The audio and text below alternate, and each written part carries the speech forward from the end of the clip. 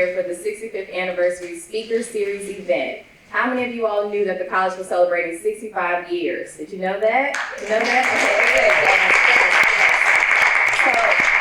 good. So this event is just one of many events that the college is hosting around our 65th anniversary. And so we are so elated to have you all here with our phenomenal speaker and our wonderful moderator. And I have Dr. Audrey Davis who's going to say a few words. She's been my partner in planning this 65th Anniversary Speaker Series event. So I want to welcome her to say a few words to you all. And then we'll turn it over to our wonderful moderator and speaker for today. So again, welcome, sit back, relax, and enjoy.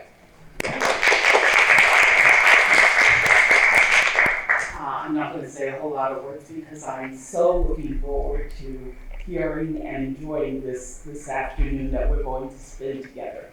But I will say it was delightful meeting Adam over the internet and coming through so that we could have you share with us today. And I just want to say a heartfelt thank you, thank you, thank you. Thank you so much.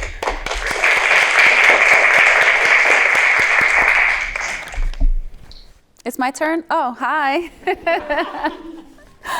Thank you all so much for being here today. My name is Sunni in the City. I'm a midday host at 96.3 WHUR. Also, I'm a contributing host at Fox 5. So I'm actually excited to be here because it's my first time back in a very, very long time. And I am here with my little sister. She is a journalist. She's an activist. She's a motivational speaker. She's many, many things. She used to be my intern. Woo! One coffee, two sugars. Noor Tagouri, everybody.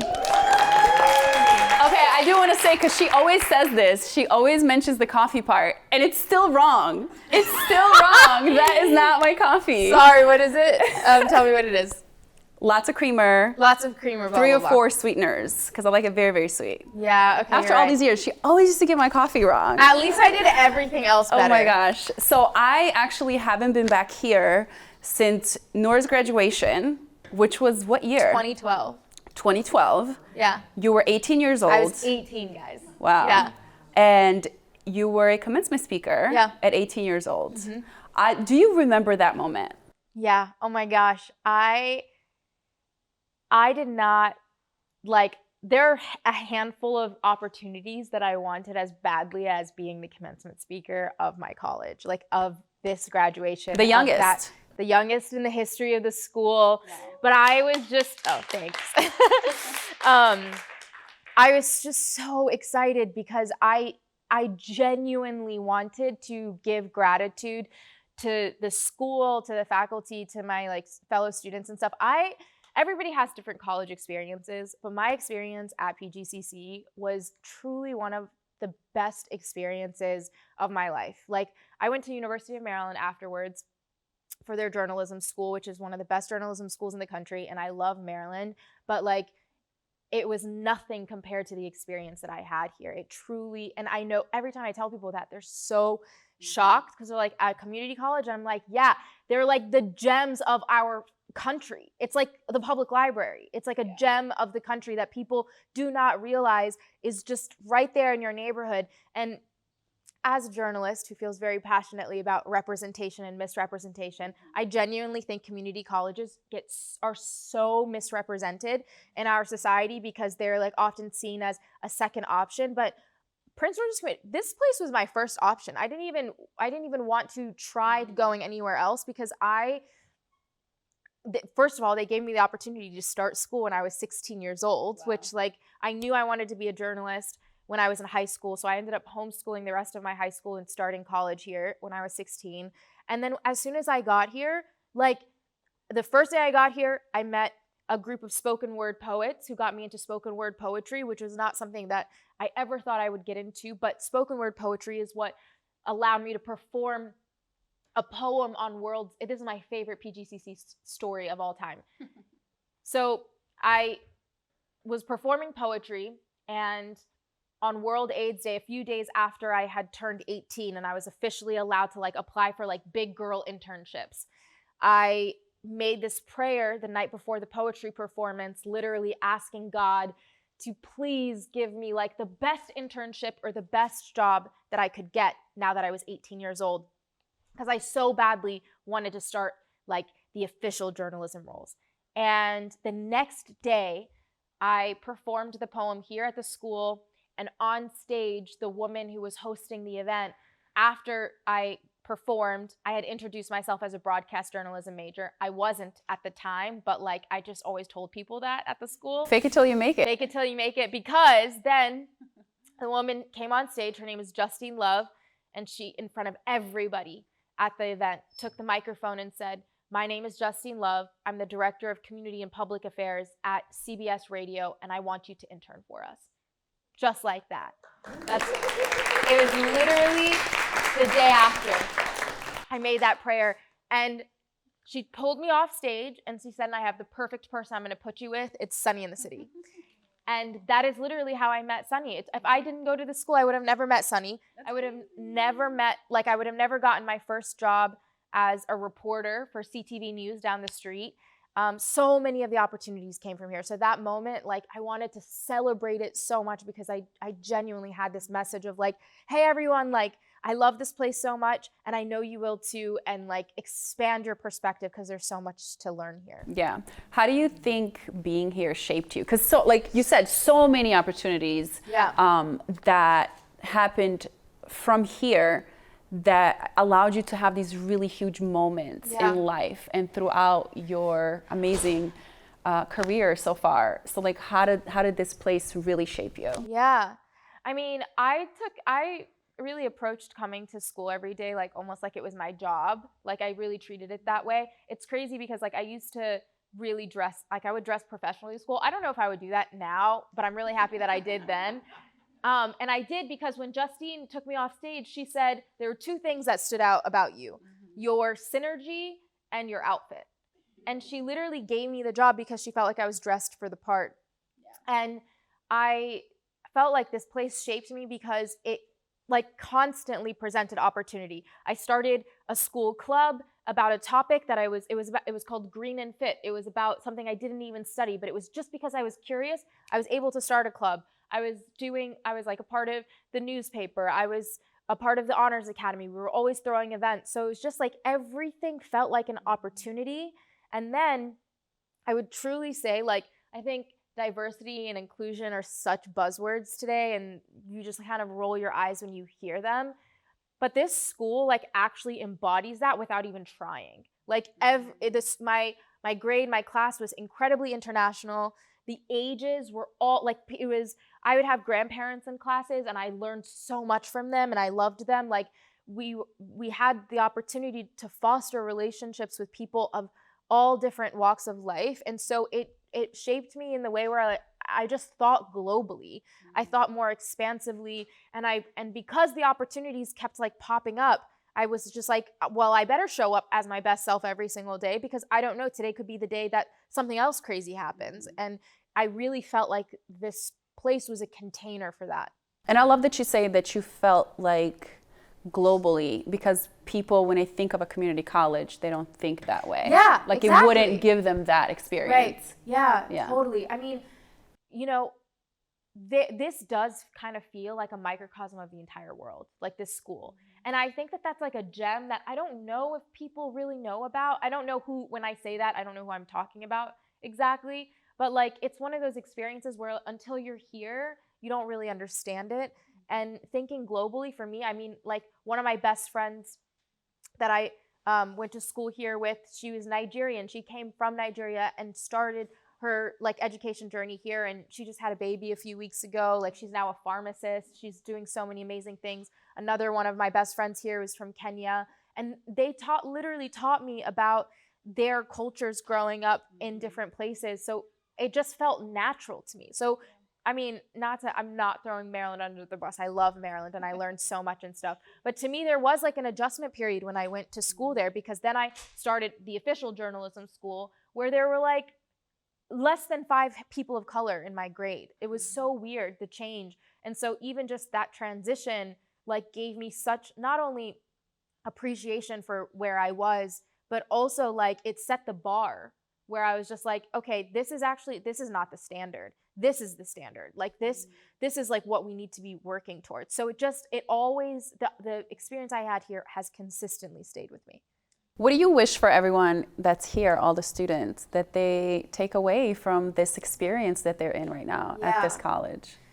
There is an opportunity everywhere you look, but like you get to shape your experience here. Because I say everything that I've said, and I know not everybody had this kind of experience. I get that. But I really believe that like we get to shape our own experiences. If you have a single curiosity, just pursue it. Like this is the place where you get to experiment and try things without like going into crazy student loan debt. We have like a crazy student loan debt crisis in this country, and community colleges, I feel like when people talk about it and then they say like, what are the options or what are ways that we can mitigate this issue? Community colleges should be part of that conversation, but we would have to start normalizing attending community colleges, and not just normalizing it, but like celebrating it, because it's a choice that people are making to pursue their education. And by the way, I'm speaking this way about this school, and we didn't have the culinary center. We didn't have the Center for Performing Arts. We didn't have Marble Hall's getting an entire renovation. Like we had 3 buildings and we made the best of it. And it was awesome. It really was. And also, if you're here, you're a train ride away from the nation's capital. So if you're interested in storytelling, go tell stories in the nation's capital. Like people travel from all over the world to be in the place that you are in right now. And it literally is like you get to wake up and be like, so what am I going to do about this experience today? And so my hope is that like whatever it is, if you feel the fear come up, that you move through the fear and that you don't try to control the outcome and you stay open, because magic happens in these walls. Love it. Wow, Noor. You know, I will say when Noor became my intern, and I always love telling this story. Best experience.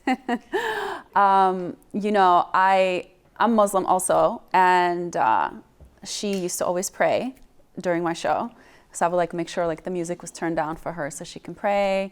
But also she was so eager to just learn about everything, and she was also just so eager to tell these stories to the point where I had to sit her down and I was like, Noor, I need you to tell me what Kim and Kanye did today, not what's happening across the world. Because that's not what this audience right now wants to hear at this time. They're listening to Kanye West and they want to know where him and Kim had dinner last night. And she's like, no, but I have this story and it's like amazing because this person, they're doing this. And I was like, I have to figure out a way to like shift her elsewhere, because I just didn't want to hold her back, because I'm like, she needs to be somewhere better to like tell her stories. And we had a news station downstairs, and that's when I like sent her off because I was like, she's amazing and she needs to tell these stories elsewhere, because there's a place and there's an audience for everything. And like she told you all, if you want to tell stories, we live in an area that has the most powerful city in the entire world, and it's just a train ride away. So she was just so eager. And I just really love that about her, but don't cry. No, it's so crazy, guys. You don't understand. I haven't been here since I was 18, and I think about this place so much. And I think about, my relationship with Sunni is like my fairy godmother. She literally is like why I am where I am. She has constantly like, as soon as I've outgrown an experience, or as soon as there's a person that I need to meet or whatever it was, she'd just be like, okay, go on now. Like in her little tone and attitude, like this is how that's how it was. And it was so loving, and it also toughened my skin up so much. But it really is. I really do feel like we're in this is such a special place, like regardless of whatever. So wow, thanks for sharing that. And it's a full circle moment for us, because I haven't been here since your graduation. Yeah. And the fact that like you got your internship because of this place, and then that's how we eventually met. It's funny because I actually saw a picture, Facebook memories, it's usually like very cringe status updates, but it was a photo of us from 12 years ago, and we were in the studio, and it was very cute. I love that. And I do want to talk about you talk about like toughening you up, because because you've had a lot of huge moments in your career thus far, and you've had so many moments played out in front of the world. You have a huge following, what is your thought process just as a young woman in front of millions of people making these really hard decisions? Yeah. What is that like? Wow. I mean, I would say like you and my mom really kicked off that process of like toughening me up, because I think that there was this like people pleaser in me, that it wasn't even that I wanted to do things to please people, but it was that I just so badly like wanted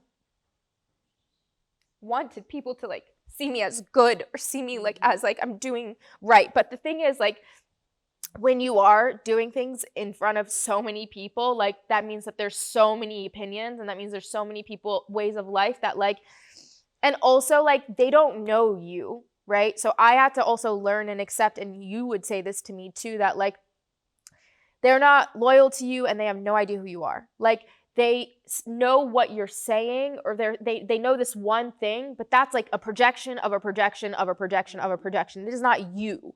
And so like taking something personally as if somebody's attacking you is like, well, then that's just your ego, because you're thinking like you're giving them that power of like projecting something onto you.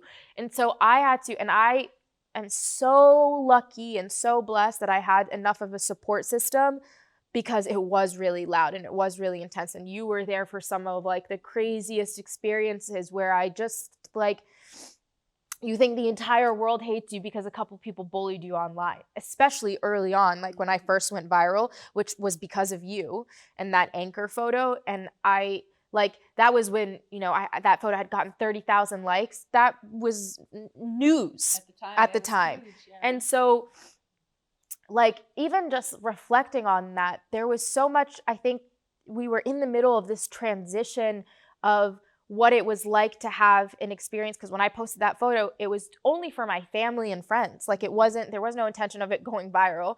But it's like when a private moment so quickly becomes public, even if the publicness of it all is a good thing, but there's this like transition of like, where's the maintained string of humanity throughout all of that? And there's the humanity between you and the person that you don't know online, but then there's also the humanity that you have with yourself. And at the end of the day, like, you have to protect your heart, as my friend Uncut Art would say. We have to protect our hearts in these moments of like, you know what your intention is when you make a specific decision. I don't wake up and make decisions out of nowhere and not like consult and talk to like my partner or my friends or my family or whatever, unless it's something that I truly deeply feel intuitively. So like everything I do has an intention behind it. And I'll wrap with this, is that, and I said this to someone recently, when you have such a visceral reaction to the choices that you make, my reframe now is that that's just data. It's just information to let you know where people are at. Because at the end of the day, that is where that person is at. And that person hasn't processed certain trauma, or that person hasn't like gone through certain cultural experiences or whatever it is. Like, the data allows you to not inform yourself so that you can change yourself to appeal to them or to appease them. It allows you to inform where the holes in humanity are so that maybe you can fill them. You know, I used to get so mad at Noor because she was upset that people were like going in on her on social media, because I was like, why are you paying attention to these people you don't know? Yeah. You know, because for me, I come from a time back in the day when people would write letters to the radio station. And I would read them. And then I would go on air like, what are you going to do about it? You know? And so for me, I just felt like to me, it was like, okay, again, what are you going to do about it? Like, are you going to physically confront me? Like, that doesn't matter to me. Think about things people say about you that you never hear. Right. It never affects you because you've never heard it. So if you ignore it and block or do whatever, it's the same thing. So I used to get so mad at you because you were so upset. And so, I know, it's so weird. But I was so happy that, you know, finally you became this person where you were just so unapologetically yourself.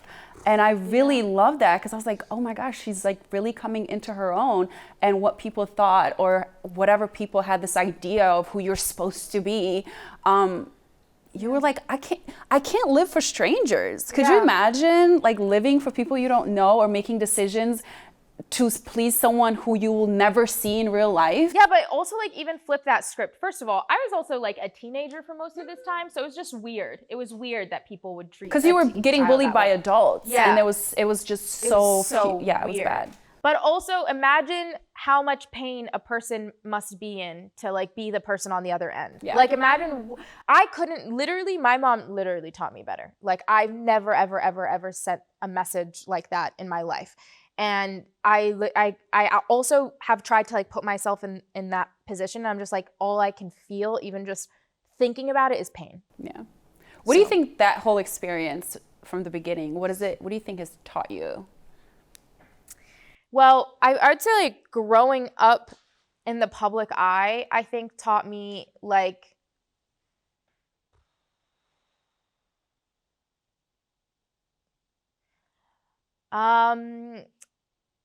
okay, what's coming to me is like the weight of being the first. I think at the time, you know, I was the first in a lot of things. Yeah. And it felt great. Like I felt like I was breaking all these barriers and whatever. And now as an adult reflecting back on that, the barriers were being broken, and that's amazing. But there is a weight that comes with like once you walk through that door, and you have to continue like paving that path and still getting like stones thrown at you. And so it taught me that like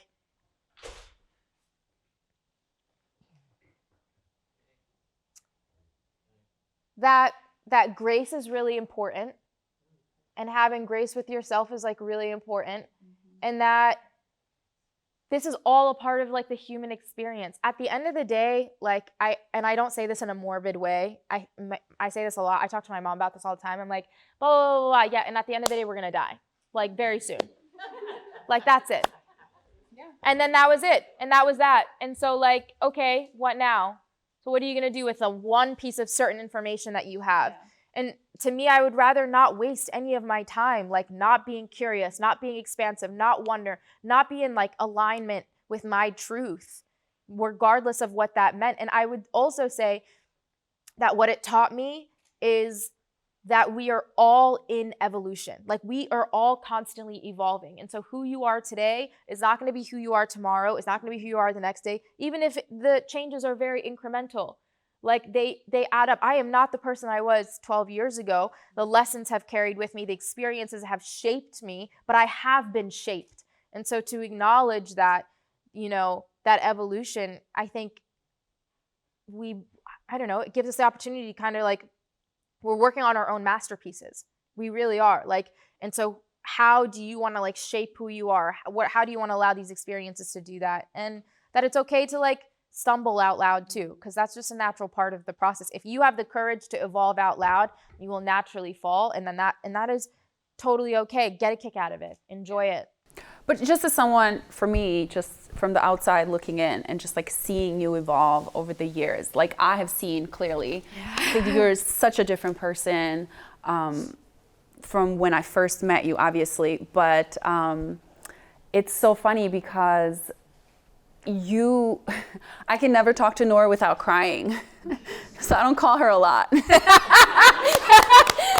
Cause you know, she'll be like, hey, how's it going? So tell me, how are you feeling? You know, I was dating someone and you know, I'm just like, oh, you know, he's great, whatever, like he's cool.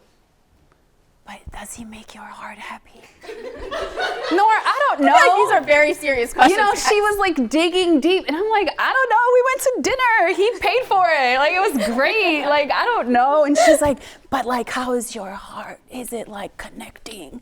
I'm like, I don't know. It's my favorite question. But she has that and I've seen that evolve. Like, why do you think you are just so curious about the world and you like dig so deep into every conversation? Like you become this person, like you want to know not the surface things. You're like, I want to know everything that's happening with you. And she genuinely means that. Like she will sit there and listen. And to me, it's the wildest thing because I'm one of those people. I'm just kind of like, I'm just walking through the world. Like everything's fine. Oh, it's not great. It'll be better tomorrow. And you're like, no. Yeah. sit down and tell me about it. Yeah. It's wild. Oh, thank you. I love you so much. I really don't like, I won't settle for anything less than the truth, I think. And so selfishly, I really don't like small talk because I really am like, just tell me the truth. Just tell me the truth about yourself. And I really do feel that strongly. And I genuinely feel like we find pieces of ourselves in each other and that we are all of each other. And so I really want to get to know like people because I feel like there's an exchange of clues and whatever it is about our, like the big why that we're asking about why we're here and all that. And I had this reflection recently where like a lot of my stories that I've worked on, I'm interviewing people who have gone through like the worst of the worst, like people who have been sex trafficked, opioid addicts, people who have experienced homelessness, like just really, really, really hard stuff. And they're the people that like I am genuinely just most attracted to, because I feel like the people who have seen like the depths of the human experience have pieces of the truth that most of us who get away with the distractions of up here don't really like spend the time doing. And I will be really honest with you. I think that that's why I was always so attracted to you as a person too, because like Sunni will say that she's la da da da da da da, but behind that, Sunni came here as a refugee from the Bosnian genocide when she was 13 years old. She learned English literally by like to become a radio host. And her story, I mean, I've interviewed her. She was the first story I ever interview that I ever did for my broadcast class. I interviewed her most recently. I revisited my interview like 10 years later for my last investigation around representation of Muslims in media. And there is something like, I like to dig deep with you because I'm just like, Sunni, you have seen a truth that, by the way, like we're seeing on our phone screens right now when it comes to Gaza. So like you have seen the worst of humanity and you've dropped these little gems about, like I always think about it when you said that your mom told you guys during the war that like all of the people in power were just sitting back and drinking tea. And like that image has always stayed with me because I think about that now. So if they're drinking tea, then like where does that leave the rest of us? And so I have found ways to connect with like my greater humanity through digging deeper. So like you can say it's because I'm really good at asking questions or I like really want to see people, but it's pretty selfish, guys. Like at the end of the day, it's because like I love connecting. I love it so much. And I really, really love when people tell the truth. Do you have a favorite story you've ever done or that you feel like has shaped you in some way? Wow. Yeah. Every single story I've ever done, I've loved so much because I always tell stories that like actually like shape something or move something in me. So it's really hard for me to answer that. I think my last investigation, Rep, a story about the stories we tell, is a really amazing one. We obviously have an episode together, but it's an investigation for those who are going on the big journey of like, who are we and why are we alive? But the story I'll share with you, and the reason that it's my favorite in this moment, is that when I was working at CTV News down the street as a reporter, I'd heard for years about this place. Raise your hand if you know, if you're familiar with the Forest Haven story. Really? Wow. Okay, cool. So Forest Haven is an abandoned asylum, like 15 minutes away from here. Massive, massive. And it was one of the top 10 worst cases of medical abuse in the United States' history. And the facility was abandoned, but people would go and like tag it, graffiti or whatever, go skate. It's covered in asbestos. And I remember pitching this story to my news director at the time because I was really fascinated because I had dug through court documents and found that the case that got the facility shut down was still open, like 40 some years later. So my news director did not approve the story because it was dangerous because you'd have to trespass, which boring, it's just trespassing. And it's like abandoned. Anyway, so I quit and I decided to take a camera. Yeah, I quit. I was like, this is how dramatic I am. I'm like, I can't tell the story I want to tell. I quit. And so I ended up taking like this small camera, and I taught my little cousin how to like shoot it. And we went and we produced a documentary film about Forest Haven. It's called The Trouble They've Seen, the Forest Haven Story.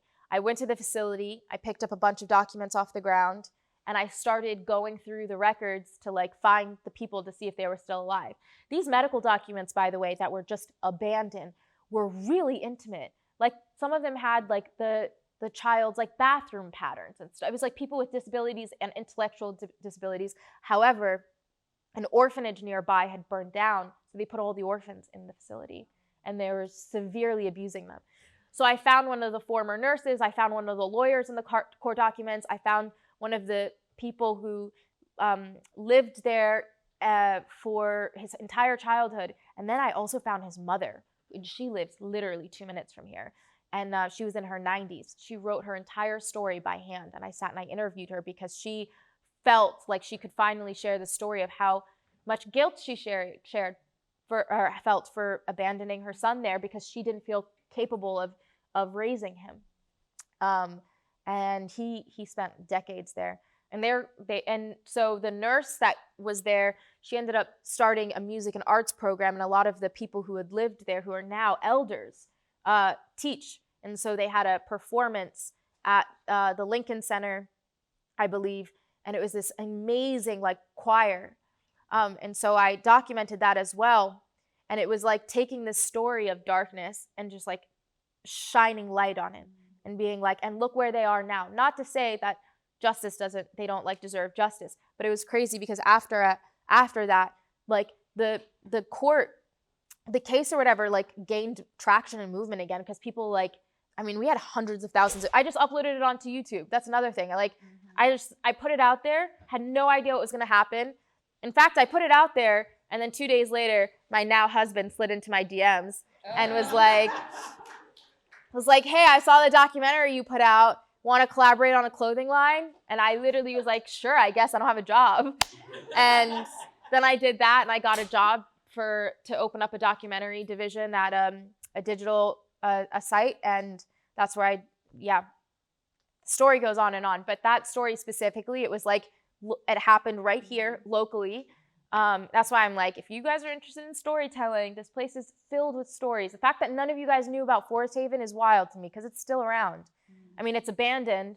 They haven't gotten rid of it. But like the fact that, especially because we're close to DC, like these stories exist. So you just gotta dig. See, that's what I'm saying. She's so passionate about every single thing. Like she was trespassing and then she quit her job for this. Yeah. Oh my gosh. I want to talk about what you are working on next. I know we did rep together. Yes. What do you have going on? Because Noor left New York and went like upstate in the country. Yeah. And I feel that just watching you guys like living this country life now, you're just more centered and you're just like more in tune with the nature, and you guys are very hippie, yes, which I like. But like, what are you guys working on now? Yeah, you know, we moved upstate. We live in the Catskill Mountains now, and it's a couple hours away from the city. So we go into the city every week or every other week for work stuff. But I wouldn't have been able to do rep our last investigation if I didn't live there, because it required such deep contemplation and reflection and self-interrogation. And being in nature and like putting your feet on the grass or hiking or whatever it is, like it allows you to really tap into that muscle of wonder without the distraction and the noise if you have that opportunity. And so that so off the heels of rep, we are now working on a documentary film called But Why? And it examines why people believe what they believe. And so we're leading up to the election, hopefully going around the country and hosting kind of like, think like Oprah, Phil Donahue style gatherings where the audience is the main get. And we're going back to the people, and we're really hearing from the people's stories. As I've been watching a bunch of archival of like Oprah and Phil Donahue, I feel like the most interesting characters that I hear on those stories are the audience members. And so we want to hear from people through their personal experiences and stories, not political opinions and pointing fingers, just like, this is your belief, okay, but why? But why? But why? because I really believe if we can not only understand others' whys, but if we can remind people to check in with their own, because a lot of times, like, raise your hand if there's something that you believe that you're like, but I did get that belief from like a parent or an elder, or yeah, exactly. Not to say that you got to throw that in the garbage. That's not what I'm saying at all. It's just like, hey, if that belief has come from somebody else, then you should probably build your own relationship with it, because otherwise, like, how are you going to be in full alignment? Because at the end of the day, no matter how close you are to anybody else, you are still having your own personal human experience. And there are your own fears, your own projections, your own ways that you show up into society. And I think right now, when you feel such an overwhelming division, like, and we're all looking outside to fix the issue, which, yes, of course, there are systemic things that need to be adjusted and fixed and whatever. But like, change doesn't start unless it starts with you, period. Like, and that sounds like a cliche, but it's a thing you have to go back to. Like, the only thing you can change is yourself. And how can you begin to change yourself if you don't know yourself? And therefore, but why? But why? But why? I love that. Yeah. You know, I started reading this book. It was called like Why Good People Turn Evil. You're so into that stuff. She literally will watch like all these like murder shows, like case shows. Because I also think it's because of the Bosnia thing, because you literally used to always be like, I just don't understand how someone can be this evil to carry out these atrocities. Right. So this book talks about, by the way, I watched like Why Planes Crash on YouTube. Because when I'm on the plane, I listen to the engine to make sure on YouTube. I heard if the engine. It's also not great to fly with. I'm not. Personal experience. Yeah. But in this book, it's called Why Good People Turn Evil. So, and it kind of goes back to what you were saying, like people forming opinions. And it was saying, you know, when you have like two farmers, right, and they lived their whole lives next to each other, and they were very happy, and they just just like me, just living their life. And then all of a sudden, the war begins, right? And then these two things come in and say, well, you're this and you have to hate him. And they were like, why? But like, he's my friend. I've known him my whole life. And immediately people turn evil towards each other. So it talks about like the outside influence of media and governments and things like that, how they turn people. Yeah. So they talk about all of these really, you know, all the wars and all these atrocities that happen around the world, and why people like in their heads don't think for themselves. They immediately take on these identities of like what's being told to them, and they immediately start hating the person that they've known their entire life, simply because someone told them to. And so kind of like going back on what you were saying, like what do you wish that American media would do better when telling stories? Tell the truth. I mean, look, the creation of like a free press in this country was meant to be a service to the people, but it isn't a service to the people. It's a service to corporate profits, and I mean so many more. And I'm not gonna like go into, you know, you can feel it. That's the thing is like, and a student journalist just asked me that question. He literally was like, do you feel like American media is like dividing us? And I'm like, yeah, dude, you don't even need to ask me that question, because you feel it too. We all feel it. And that's why I've always said, even in these walls 12 years ago, when people would ask me, what are the news outlets that you love to listen to? I was like, I don't feel comfortable ever recommending just a single news outlet. I can recommend to you specific journalists that I feel like have earned our trust. But that's what it is what can American media do to like fix all of this? Start over and try to build trust with the people, because they just don't have it. And it's also just like, I mean, sure, I guess that would be an ideal thing, is for them to build trust with us. But at the end of the day, like if you're serving a corporate interest and specific just profits, like do you ever watch like the commercials in the middle of your newscast and you're just like, this is like all the like big pharma commercials, and I'm just like, if I were to like do a brand deal right now on my Instagram, because my platform, I am also a media brand. And that's the thing. I think that that's the future of journalism, is like people who have built enough trust with people are their own media brands. But like if I like held up a photo of some pharmaceutical drug as like my brand deal to like fund my journalism work, that would be seen as so unethical. So like, why can our news outlets, like why are they allowed to take money from really like weird like places? It just doesn't, to me, that like, I don't know, that muddies the integrity. And I haven't been a fan of like American media, like mainstream media in a while. I really love like individual storytellers. But I think that as we're leading up to this election where the country is more divided than ever before and there is such a lack of trust, like if the bare minimum could be like focusing on human stories and not fear mongering and not trying to make people scared, because yes, there's a lot to be afraid about. Of course there is. There always has been though. There's also a lot to be grateful for. There's a lot of good that's happening in the world as well. And like, we need that balance so that we can feel human again. But they don't profit off that balance. And so therefore, sure, there's a lot of things that they can do, but my biggest plea isn't for the media outlets themselves. It's for the consumers of media. It's for you guys. Every time you engage with a story, like, is it fact checked? Is it a verified source? Like, where is it misrepresenting a community? Could the story be creating harm? Like, there are so many things that you can do with your relationship because, like I said earlier, the only thing we can control is ourselves. So I love the fact that like when you started back in the day, you were like, I'm going to be the first hijabi journalist and I'm going to work at ABC and I'm going to sit at this desk. Yeah. And then you were like, I'm going to create my own and I'm going to tell my own stories. And I really love that. Thank you. I mean, I remember the first time I used to really think I wanted to be an anchor. I really wanted to be a news anchor. And then the first time at CTV, I was like subbing for someone and I anchored and I couldn't do it.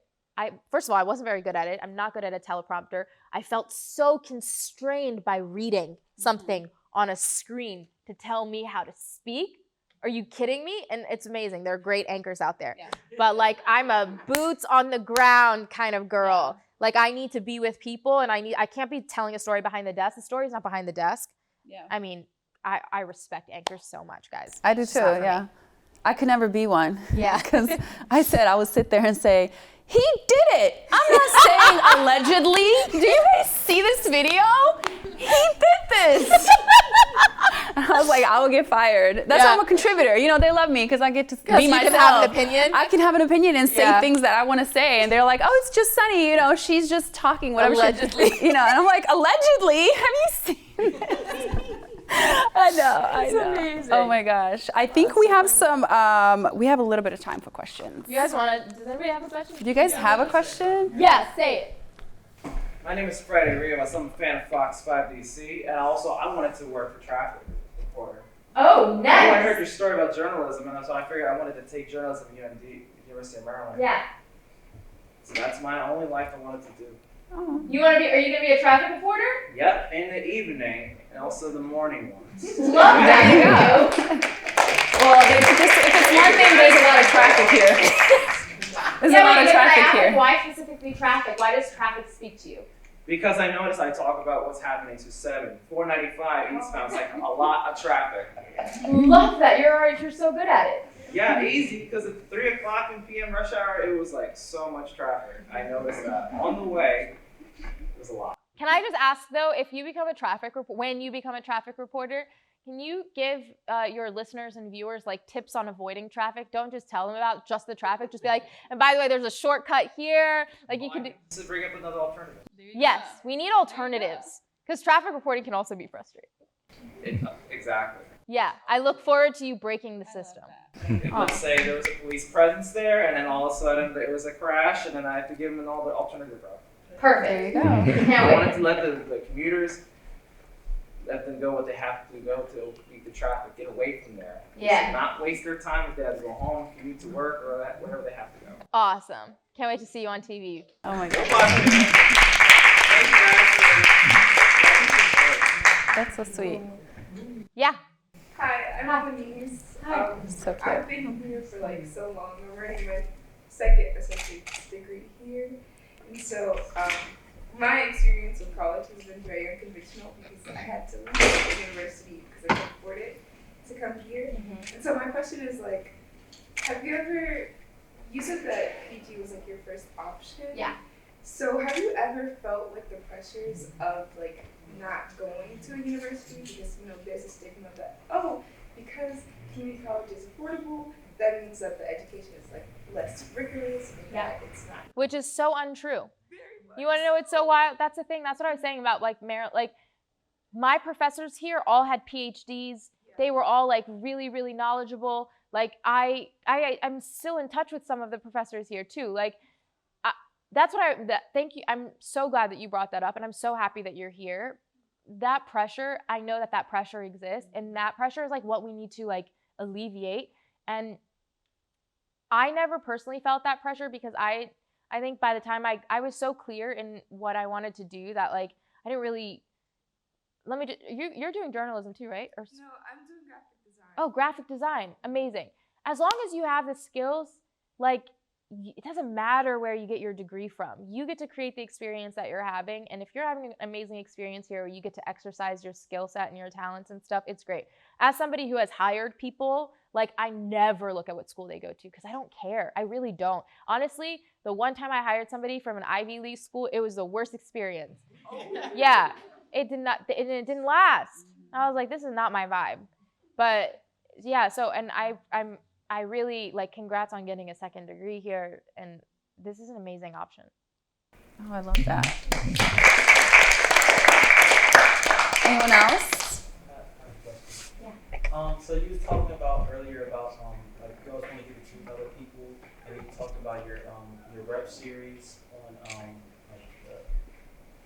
going around the country and like talk about getting the truth out of people for like why they stuff like that. Yeah.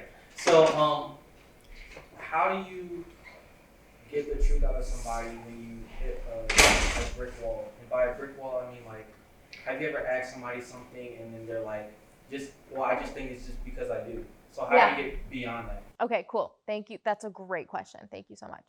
First of all, no one owes you their story. So like I can say that I love getting people like the truth for whatever, but like nobody owes me their truth. Nobody owes me their story. I'm not the type of reporter who ever like would go up to people and just like badger them with questions and then and be annoyed if they didn't answer. If somebody doesn't want to answer your question, that is absolutely their prerogative. And for me personally, I also don't like push people. So if I feel like it's making them uncomfortable, I'm not trying to cause that kind of discomfort on a person, especially when they've gone through something traumatic. So I respect that and honor that because the story isn't in that moment. Like, in fact, sometimes that reaction is part of the story. But what I hear you saying when you say like a brick wall, when a person is just like, well, I don't know, that's just what I think, that also is a data point for you because that shows that that person also hasn't asked themselves those questions yet. Oftentimes, you are going to be the first person to ask them those questions. And that's why the job of a journalist, our job is to have a level of not only empathy, but knowing how to hold space for someone. So like when you ask that big question, that camera shouldn't be in that person's face. Like just take a beat if you don't know that person.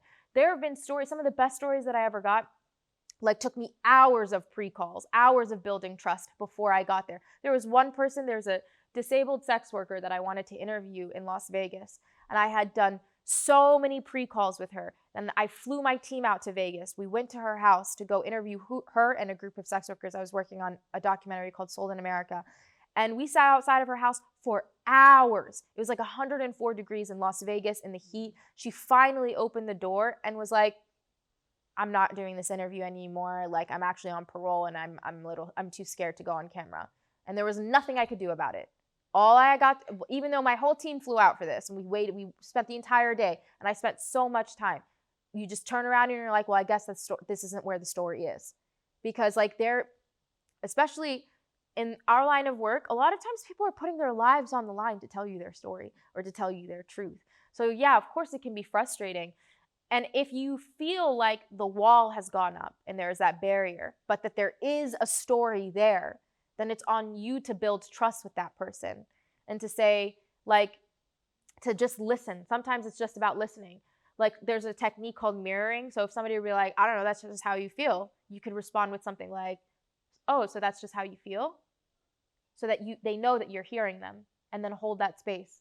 And then usually be like, yeah, well, and then there'll be another line, hold that space. It's an art. It's not something to just like force yourself into. Sometimes you'll have that entire notebook of all of the questions that you have.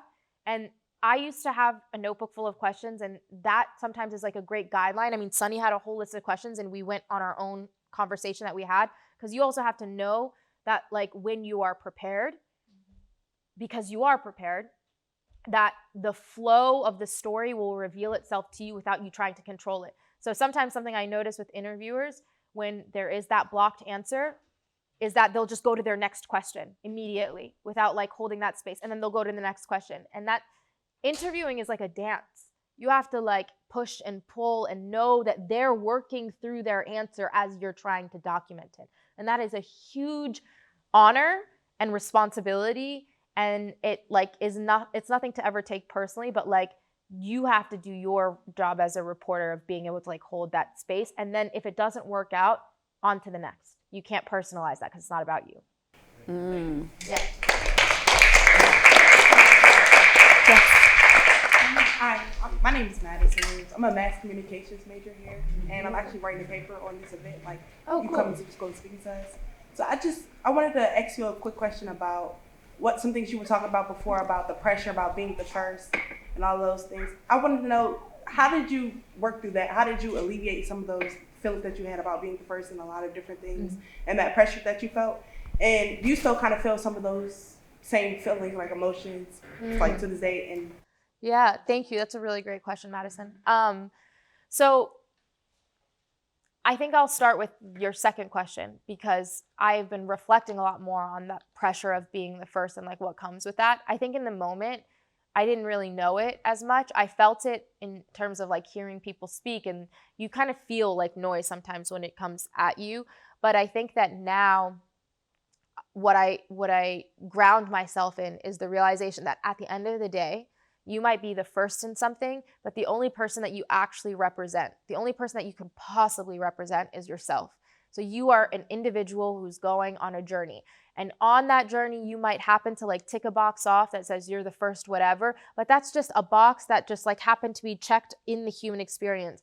But like, it's always just like, I don't know, it's just about moving through that, because the more that you stay stuck in that concept, it's like, it's just a concept. Like being the first is just a concept. It's like, there's so much more movement and life in like what you do after, because it's only for a moment. And then more people will come behind you and whatever, and you can open the door for as many people as you can. But I think the way that I alleviated the pressure of that is literally being like, I cannot carry the weight of entire groups of people, because not only is that not fair, but it doesn't actually serve that group of people, and it doesn't serve you, because it, like, every person in that group is their own unique, expansive, wonderful individual. And so of course you can't represent that person because like they're their own person. I think that there's goodness that comes with representation and being the first, because then people can see themselves in you and they can be like, oh, if she did it, then I can do it. And that's amazing. But once you do it, you can't control that part. So it doesn't matter for you to harp on, or it doesn't taking on any of that weight is simply a distraction at that point. And to me, I'm like, we don't really have a lot of time on this earth, so I want to be as least distracted as I possibly can. thank you so much. You're welcome. Thank you for asking. My name is also Madison. Oh, nice. Twin. I have a question. So most of the things that you've said, and most of the things that you do and you work with are like nonfiction stories and just like things that are present in like our daily lives, or just things that you want to put to the surface. Is there any time that like you make for yourself, or is there any point where you put like or do you just indulge in any like fiction? Oh yeah, absolutely. But I indulge in that. I haven't, I actually have a dream of writing this fiction book, which I will do at some point. But fantasy and fiction and animation, specifically animation, is like my go-to. Like, for example, when I was working on Sold in America and my work was incredibly depressing, like for a year, I could only watch cartoons. Like that's the only other stories I would consume. People would literally send me like other documentaries about sex trafficking. I'd be like, I'm literally working on one. I can't consume more of that. And what I love about fantasy and fiction, and specifically animation, is that there's so much room for full expression. Like the truth is very quick to be told. And so it actually like helps me expand my own imagination. So I absolutely love it. for me in this moment in my life, because I know that will probably change, the stories that I tell are nonfiction.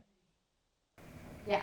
Okay, so this question, because I know you had said something earlier about what's currently happening in Palestine. Yeah. And I was wondering, is there like an equilibrium where people can hear the honest stories of what's happening in Gaza, but at the same time not get like over consumed in it? For example, for me, I have been keeping up with it since I was in middle school because I was really interested in what was happening there. And so sometimes I find myself getting like too emotional and like over consuming it to a point where it's like, I'm like, how can I even get up and do this when this is happening? And I just start to hate my own life because I'm like, but this is happening right now. How can I just move on knowing this is happening? So how can people like take in that media, but also not like turn that into themselves or like deeply internalize it? Yeah, that's a great question. Really powerful question. Thank you so much for asking that. We have to be able to alchemize the stories that are coming out of Gaza, like, and in general, like really no iteration of human beings on the face of the planet has ever been so exposed to such brutality, ever. Like, technology has taken that to a whole other level. And so we have to kind of go back to some of our animal instincts, which one of my former teammates came to a talk of mine recently and shared this, and it was really helpful, which is that she was like, when she's like scrolling on Instagram and she sees really traumatic footage coming out of Gaza, but then like something else, it's like really hard to recalibrate because the human mind and body can't recalibrate that quickly from that. So she's like, so I get up and shake my body because like there are so many animals who their stress response is literally to shake it off or to run really fast. And so I say that first because like taking care of your body is the only way that like you will be able to show up the way that we need you to show up. And the other thing is that like, yes, if you are in this room, you are infinitely more privileged than the people in Gaza right now. And we can acknowledge that. And we have to acknowledge that without, and hating our lives because of it is a disservice to them, because that means that we lack in gratitude for what we have. I think about this all the time when you see like entire families being wiped out, and it feels so hurtful. And then I'm like, but what are we doing with our own familial relationships? Like, it's always, the question I always ask is, what is the role that I play in this moment? I don't have the answers to why we're here and they're there and it's not the other way around. And that's not for us to know, because this is the body that we ended up in. But you do have a responsibility, and you get to ask, what is the role that I play? And that doesn't mean that the role has to be in direct service to that, but it has to be like, am I fully in alignment in my own purpose, whatever that might be for you, because that will ripple effect out. And when it becomes too overwhelming, because there is this point, and I was doing this as well, where it's like, it's self-suffering and self-sabotage for you to just keep watching something, and all it's doing at that point is making you feel terrible. That footage that's on your phone, that's not for you. It's to document. You already recognize there's a genocide happening. That's for documentation of this moment, because there's a lot of people who are denying it. And so you got what you needed from that. So now I'm like, okay, I saw it, and I don't need, because it's not like they want people to watch them starve and die. They're like, that footage and those stories did its job with you. So now, like, sometimes you got to delete the apps. I don't even have, the apps are not on my phone. And for a while, because I also, so on September 11th this past year, there were these catastrophic floods that happened in Derna, Libya, which is where my family is from. And it completely destroyed the city doesn't exist anymore, and it killed tens of thousands of people. And so we were like watching all of the footage, and we were trying to do everything that we could from that. And then October happened, and it was just so much that like for 2 weeks I literally just like I couldn't, because it wasn't of service to anybody. And so once you realize that like you're just putting yourself through that black hole, like it means that you need to just pull yourself out by just taking a beat, because it's not helping anyone. But your passion and curiosity it's already doing the job. Thanks for asking them. Yeah. Would you say that your career is like a moral obligation or something that you enjoy doing? Wow. That's an amazing question. I've never been asked that question. No, so if you guys didn't hear, his question was, do you feel like your job or your career is a moral obligation or something you love to do? I think it's both. It's absolutely both. I know and I can feel in my bones that this is my responsibility, because I used to say this when I was here. I used to define your passion, or no, your purpose as combining your passion and combining your passions and your skill sets with the causes that pain you the most. So whatever you're passionate about, whatever you're really good at, and like going full throttle towards the causes that are giving you pain so that you can be of service to them with the skills that you have. And it's still, I feel like it still flies today. Like for me, I was just really good at asking questions, and I really loved asking questions, and I recognized that. I was like, oh, that's my thing. Like my teachers all told me that, my whatever. I mean, of course I want everybody to ask questions, and I'm literally working on writing a book about asking yourself hard questions right now. And also, like, that doesn't have to be your thing, but whatever it is, like, I think that all of us, if in the truest sense of our purpose, like if we can engage in a career that's also a moral obligation, then that feels like a big win. And I feel lucky enough to say that it's both.